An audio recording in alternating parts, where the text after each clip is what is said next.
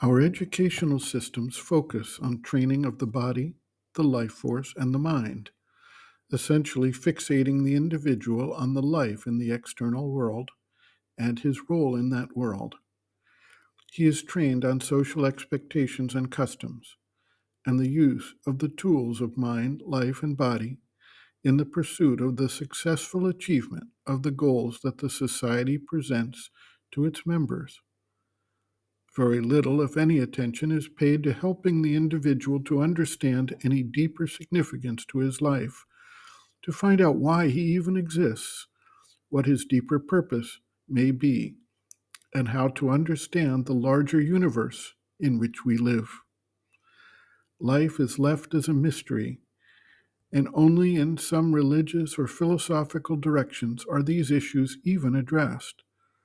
Those who take up this seeking are frequently looked at as outside the mainstream of society, whether as monks or nuns, yogis, or anchorites who have essentially abandoned society in order to pursue what appears to be a meaningless and thankless quest. Of course, taking the road less traveled may actually lead the seeker to knowledge and insights that escape the mass of individuals busy following the glittering signs of the popular way. We see that over time, it is just these individuals who provide a way forward, guidance and meaning for others, and who are the leading lights of human development. We see the world undergoing the sixth mass extinction, and we find that the ways of humanity have been terribly imbalanced and one sided in the pursuit of gain, fame, pleasure, and personal power.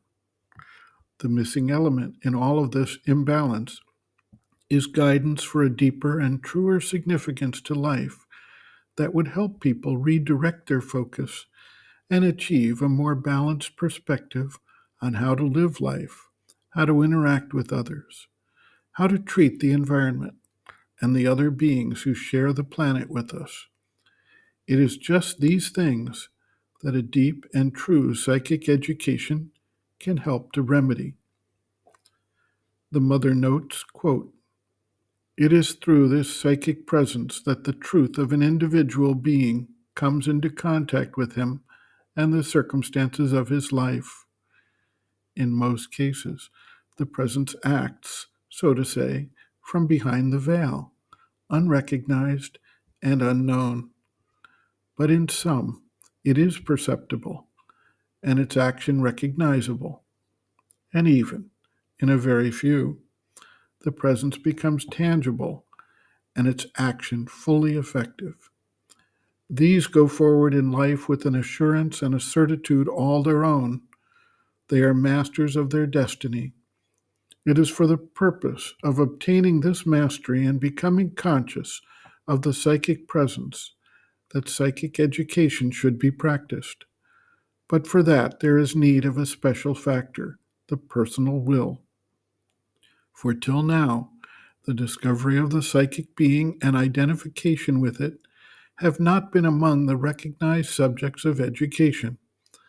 And, although one can find in special treatises useful and practical hints on the subject, and although in exceptional cases one may have the good fortune of meeting someone who is capable of showing the way and giving the help that is needed to follow it, most often the attempt is left to one's own personal initiative. The discovery is a personal matter, and a great determination, a strong will, and an untiring perseverance are indispensable to reach the goal. Each one must, so to say, trace out his own path through his own difficulties. The goal is known to some extent, for most of those who have reached it have described it more or less clearly. But the supreme value of the discovery lies in its spontaneity, its ingenuousness, and that escapes all ordinary mental laws.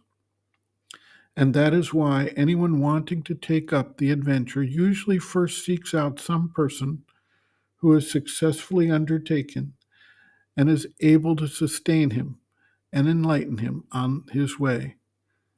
Yet there are some solitary travelers, and for them, a few general indications may be useful. End quote. Reference Sri Aurobindo and the Mother, Our Many Selves, Practical Yogic Psychology, Chapter 6, Some Answers and Explanations, pages 227 to 228.